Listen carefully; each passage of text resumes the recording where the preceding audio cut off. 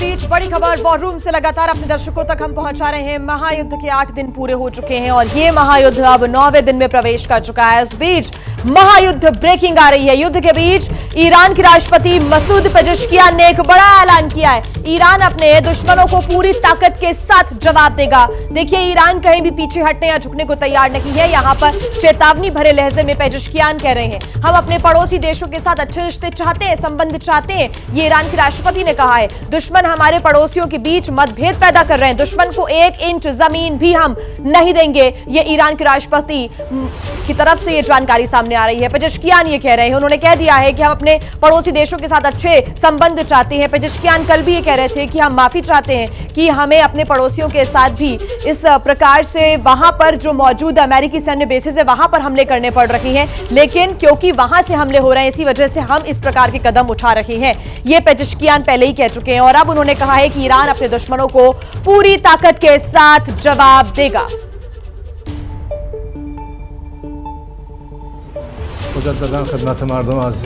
जो लोग ईरान पर हमला कर रहे हैं, हम उनके खिलाफ मजबूती से खड़े हैं। ईरान पूरी ताकत से जवाबी कार्रवाई करेगा।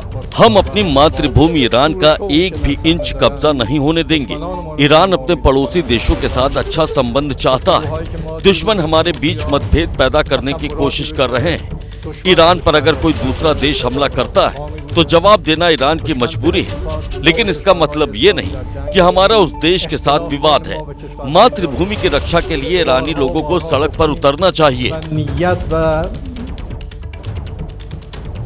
तो पहले कल कहा गया था कि हम पड़ोसी देशों के साथ अच्छे संबंध चाहते हैं, लेकिन आज जिस तरह से बहरीन पर और कुवैत पर अटैक किया गया है, ऐसा लगता है क्या ये रणनीति थी। इन सब के बीच एक और बड़ी खबर आ रही है। ईरान के परमाणु भंडार पर कब्जा करने की तैयारी में है अमेरिका। ये बड़ी जानकारी मिल रही है कि ईरान के परमाणु भंडार पर कब्जा करने की तैयारी है। असल लड़ाई जो चल रही थी, ईरान परमाणु संवर्धन कर रहा था, न्यूक्लियर इनरिचमेंट कर रहा था, और जो इनरिचमेंट हो चुकी है, ईरान में स्पेशल फोर्सेज उतार करके ये कब्जा किया जा सकता है। ये अमेरिकी मीडिया के हवाले से बड़ी खबर आ रही है। ईरान में स्पेशल फोर्सेज उतार सकते हैं अमेरिका और इजराइल। ईरान के यूरेनियम भंडार पर कब्जा करने का प्लान है। ईरान के पास 60% संवर्धित 450 किलो यूरेनियम है और ज्वाइंट ऑपरेशन पर मंथन कर रहे हैं अमेरिका और इजराइल। लेकिन यह बहुत बड़ी बात होगी, क्योंकि अगर वहां पर बूट्स ऑन ग्राउंड यानी सैनिक उतारने का कदम उठाता है अमेरिका, भले स्पेशल फोर्सेज हो, तो यह बहुत बड़ा एस्केलेशन लेवल होगा और इसके आगे युद्ध और लंबा खिंच सकता है।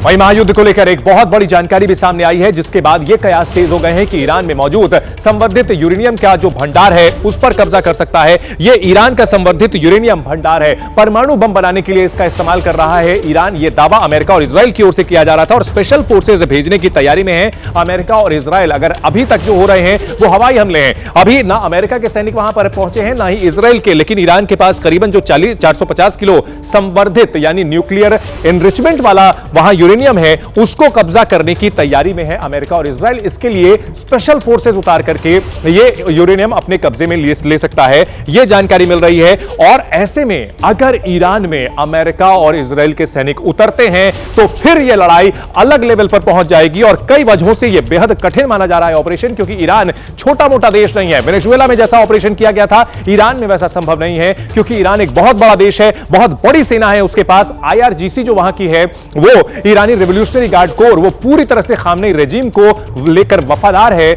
और ऐसे में ऐसा ऑपरेशन कर पाना आसान नहीं है, क्योंकि भूमिगत ठिकानों में अंडरग्राउंड रखा गया है संवर्धित यूरेनियम। बताया जाता है कि जमीन के कई किलोमीटर अंदर तक उसे स्टोर करके रखा गया है।